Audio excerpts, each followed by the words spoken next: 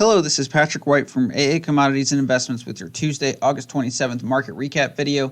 As you can see here, we had December corn down 2 cents at 366 and a quarter. We had November beans down 8 cents at 859 and a quarter, and we had December Chicago wheat closing up 1.5 cents at 476 and 3/4. I'm going to go ahead and get it started off with a disclaimer here. Just remember that everything is, just not any direct trade recommendations here, and everything's just my opinion. If you'd like to read the full disclaimer, please pause the video now. All right, so as you can see here, we had a lower day in corn and soybeans. Wheat saw some short covering. Meal went down to test a key level here today, so I'm going to go ahead and jump into the charts here. We get December corn, really just a lower day, a little bit lightly lower day. We closed down 2 cents at 366 and a quarter. Corn market just cannot get legs underneath it. There's no real bullish story for the corn market. Sure, we've lost a lot here recently, and we're probably oversold here on this corn market, but there's really not any hugely bullish story, bullish narrative to get buyers really excited about corn. Traders are in a net short right now when you look at futures and options together as far as the managed money goes, and really the corn market's been staying inside of its of its trading range, and the moves higher have been faded. We're not we're edging ever closer to this 363 and 3/4 contract low. We're not there yet. With that being said, I think we should find some buyers down there, at least some more bottom picking down there. But with that being said, corn, it's still, demand is still bearish. Weather is still bearish. We're not going to get an answer to yield and acres until later on, at least until the September 12th report goes.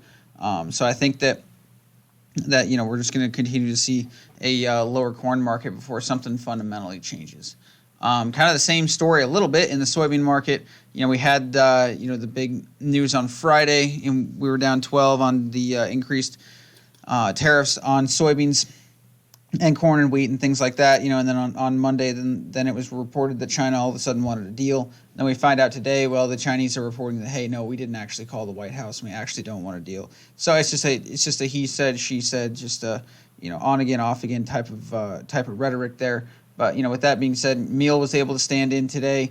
Soybean oil led the losses in soybeans. We have held this 855 low in here, which has been pretty decent to see.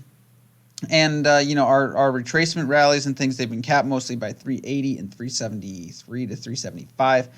So I think that as long as we stay in between this 855 and 875 to 880 level, I'm going to be a bear in soybeans.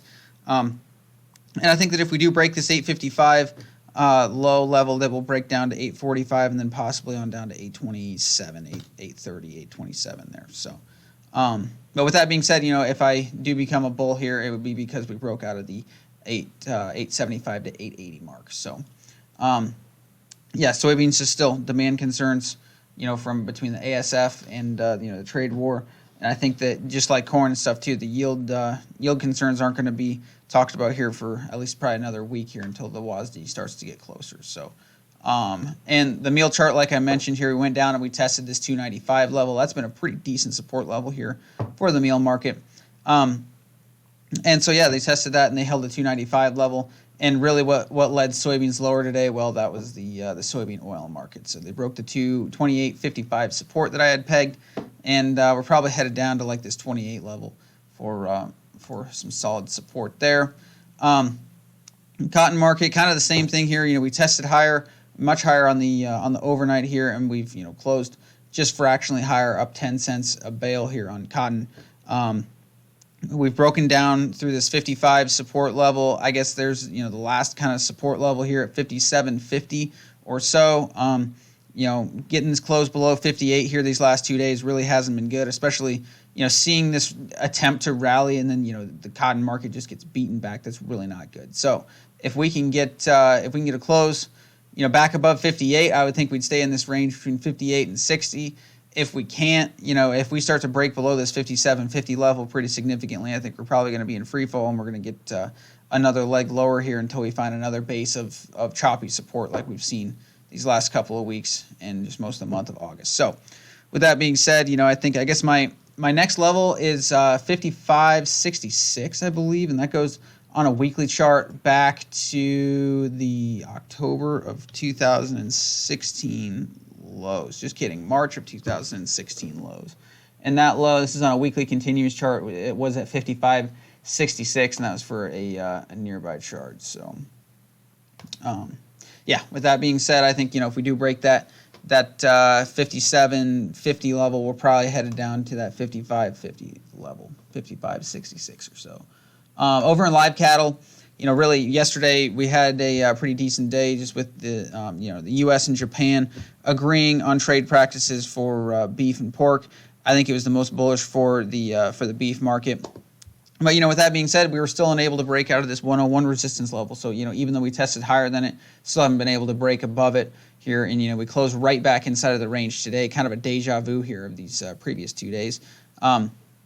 But yeah, I think just, the cattle market's going to need, a more, bullish story, maybe more, maybe traders expect more exports in here, in the near future, because of this Japanese trade deal. But I just, don't see anything at this time as far as, getting them to rally above this 101 level. I think eventually we'll get the job done. We'll rally above 101, and we'll probably head up to this 103.50 region, 103.42. And, I think that eventually we'll get there, but right now we're just not seeing it. I think that the $98 to 101 mark is definitely the range there, and we're probably going to stay inside that range until something changes fundamentally. So, hog market, had this nice push up here. We had an extended limit higher move yesterday, closing up $4.50. That was on the Japanese and Chinese trade headlines. Today, obviously, just with the Chinese reporting that, hey, we didn't actually call in, we didn't set up trade talks. I mean, two people are talking, and one of them's lying here today. So, in regard to that, but just with that news and with that headline, hogs sold off about $0.50 here. We still, tested higher. We had a higher high on the day, but we did end up closing lower. I think that $64.50 to $65 zone is probably decent resistance here in this downward channel that we've got going in the hog market. Not a huge fan of this market as far as being bullish at this time. But if we did see a run at this $68, $70 mark, and we did rally above there, I could see us getting up to 75.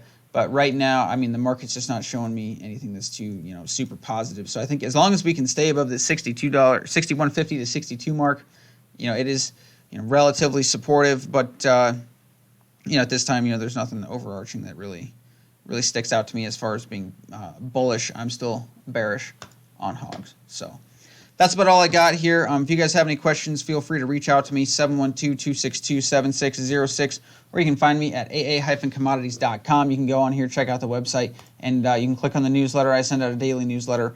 You can sign up for that and get my daily market commentary on grains and cotton. So that's all I got. Have a great day, guys. Thanks for watching.